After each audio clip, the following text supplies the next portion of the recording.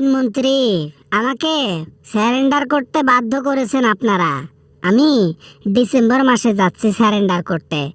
আপনারা handcuff, police force সব কিছু রেডি করে রাখিয়েন।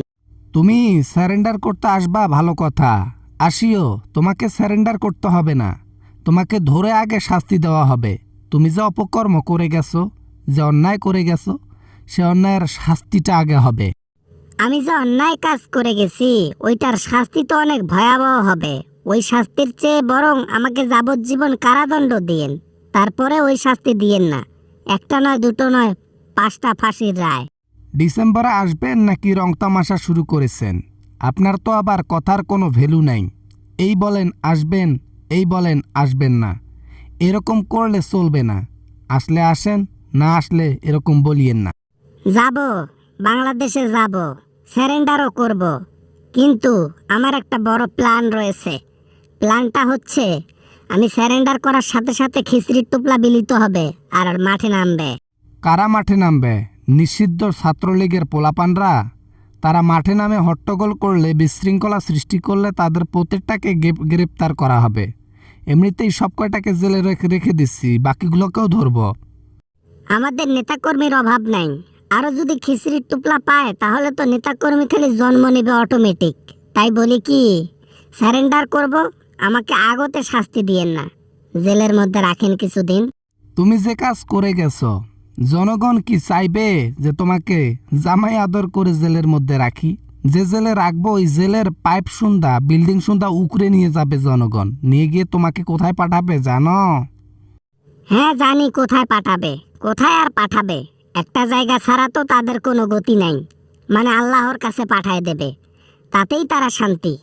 আর এদিকে যে উন্নয়নগুলো করলাম, এদিকে একটুও খেয়াল রাখে না।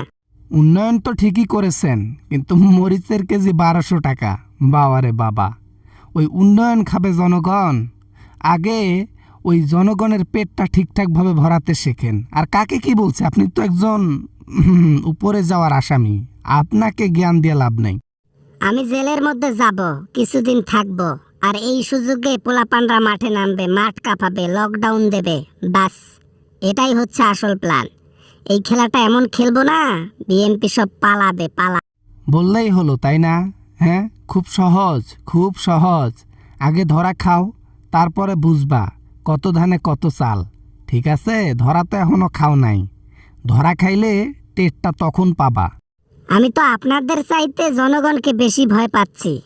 আমি তো যাব স্যারেন্ডার করতে, কিন্তু স্যারেন্ডার করতে গিয়ে যদি কোনোভাবে জনগণের চিপাকলে পড়ি, আল্লাহ, জীবন শেষ। তাহলে তো ভালো হলো, আমাদের আর প্রেশার নিতে হইল না, জেলের মধ্যে ভাত নষ্ট করতে হইল না, পানি নষ্ট করতে হইল না। আমাদের জেলের মধ্যে অন্য একটা কই দিকে রাখা যাবে।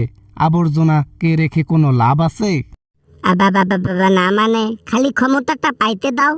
আইনমন্ত্রী তোমার হবার লাগছে, স্বরাষ্ট্রমন্ত্রী, সব সব যত মন্ত্রী আছে সবাইকে চেঞ্জ করে নিজের লোক বসাবো।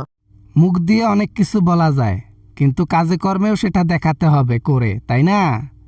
ওরকম মুখে কথা বহু শুনছি আমি আপনার মুখে। আপনি শুধু ভোট চুরি আর জনগণ মানে গণহত্যাটাই ভালো করতে পারেন। বাবা না, মানে আর কি, খিচড়ি লীগের পোলাপানরা, তোমাদেরকে খিচড়ি 2 টোপলা করে দেব। স্যারেন্ডার যেদিন হব সেদিন তোমরা আমাকে উদ্ধার করবা। 2 টোপলা না, 5 টোপলা খিচড়ি দেবো, যাও।